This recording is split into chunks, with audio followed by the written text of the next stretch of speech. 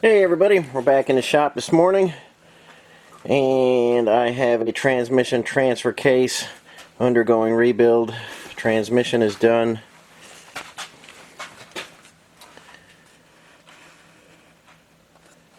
We've got a new old stock first gear in there, got a new old stock second gear in there, new blocking ring, small parts kit, sealed front bearing, new rear bearing, and that is a good freshly rebuilt T90.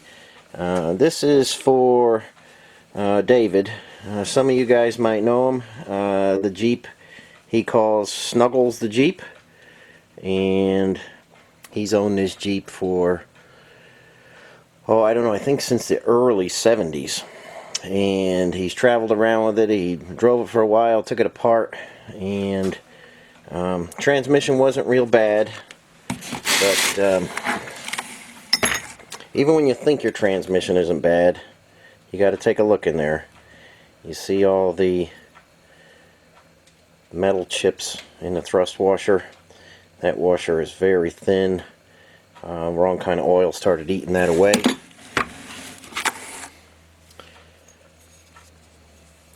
Same thing on the back one. You could see it's almost worn right through to the steel backing.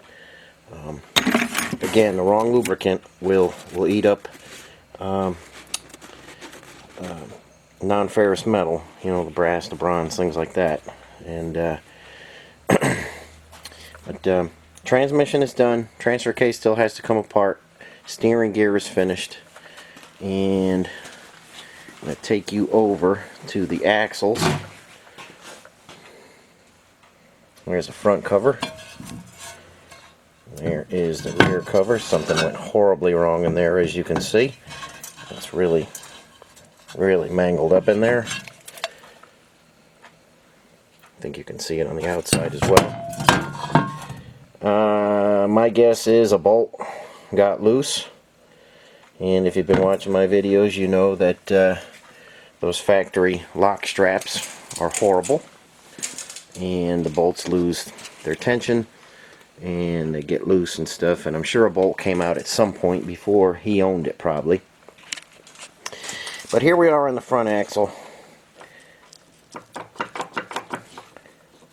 and you can see that pinion is shucking in and out.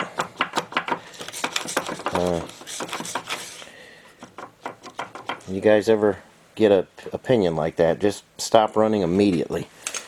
And let's see if I can flip this. You can see by just the way that flops with one finger, kingpin bearings are worn out. This side is super notchy, very hard to move. It's got like a detent there. So kingpin bearings are shot. We have one Spicer axle in here, and I forget what the other one is. It might be a Bendix joint. I don't know. They're soaking in the parts washer here. So somebody's been in the front axle. But the good thing is they didn't do any ring and pinion work. And you see the factory marks, the 0 and the 0, and the 0 and the 0 are lined up. But let's go over to the rear end. You can see we have a vertical 0 here, horizontal one here, horizontal one here, and a vertical one. So somebody at some point swapped those caps. And I can't stress that enough. When you're doing a rear end, they're marked from the factory. If you can't see the marks real good, just prick punch them. One prick punch on one side and two on the other. And they wouldn't put those marks there if it wasn't critical. And it just seems like lately I've been getting so many axles in where somebody has just unknowingly switched them. Well, it was run like that for quite a long time. And I don't know if you can, camera's picking it up, but these are so scuffed up and rough. You could get your finger in there and they're completely grooved, scratched, just blue from overheating. I cannot save the ring and pinion on that rear axle. And it is a 41. This is a CJ3A, but it's a model 41 axle. So I am in need of gears. I have sold all the good used sets I had, and I don't have any. These need to be replaced for sure. The front is not so bad. You can see there's absolutely no preload on anything. But with all new bearings, can you hear it in there? You can just hear how those bearings are shot in the front. But nobody's tampered with it. Some new parts in there, bearings and stuff, kingpin bearings. It's going to need a whole going through like they normally get. But let's go back over here. I can't stress it enough. Do not mix up the caps. This cap should be on this side, and this guy should be on this side. Don't mess those up. You're going to eat up your ring and pinion. It's just, they're there for a reason. The caps are bolted down, and then the whole housing is bored with the caps in place. So they're very specific. The factory would not mark them if they could be swapped, but I don't know why so many people just throw them on the ground and then put them in backwards. That's not good, and as a result we have a bad ring and pinion. We have these locks on here. Again, I haven't checked all the bolts, but I'm sure they're loose. We had a bolt come out at some point in this axle's life. I see a lot of guys, and they do a real nice job on their front and rear end, but they put these guys back in here because they want the locking feature. It's soft metal. If it's soft enough to bend that tab over, you know that that bolt is eventually going to lose its torque. And it happens on so many of them. And I try and get this information out. I'm trying to stress to you guys, do not put those locks back in there. We have much better bolts now. Bolts and Loctite are all you need, and you've seen me do it before. If it's a critical application, you're going off-roading, you get the bolts, the hardened washers, and the drilled head bolts, and safety wire them. That is really the only acceptable way to go, because you will get in trouble with those locks eventually.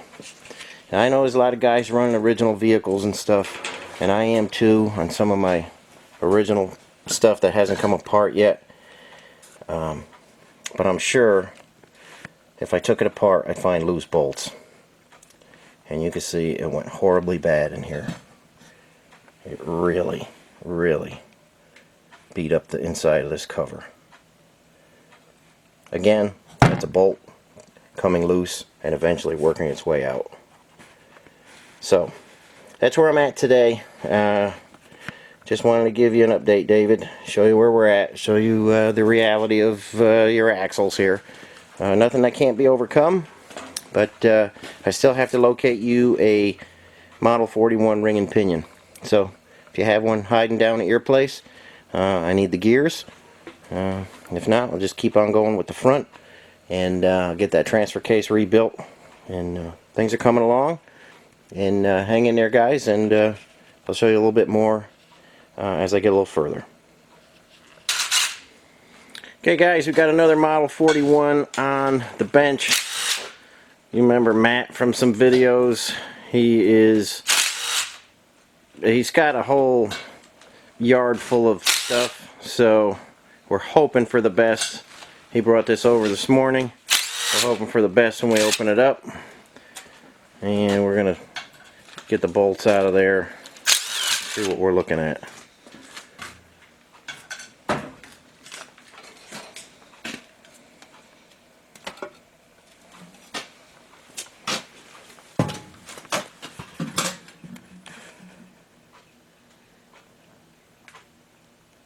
We'll get everything cleaned up and see what they look like. Hopefully we got some good gears in this one.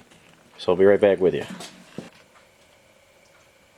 Okay, we got that axle apart, and we were able to harvest a ring and pinion out of it. There is the pinion and the depth shims. That was a +2 marked pinion. I don't know what's in his housing right now, but we'll check that out. And ring gear is not bad.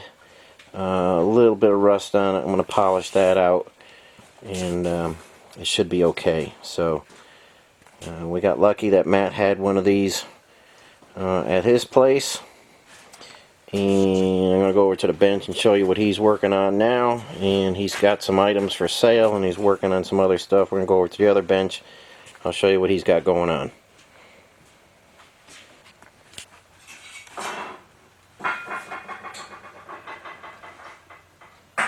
Okay, there's the ring gear.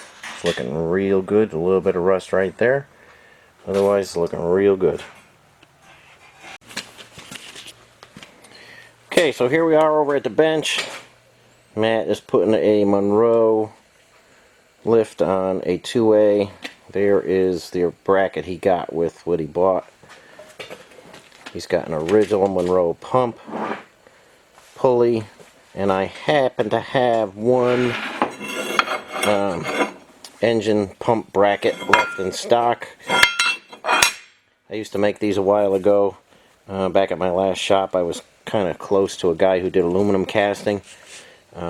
He has since passed away, and this is my last one that I have, and I won't be getting any more of those.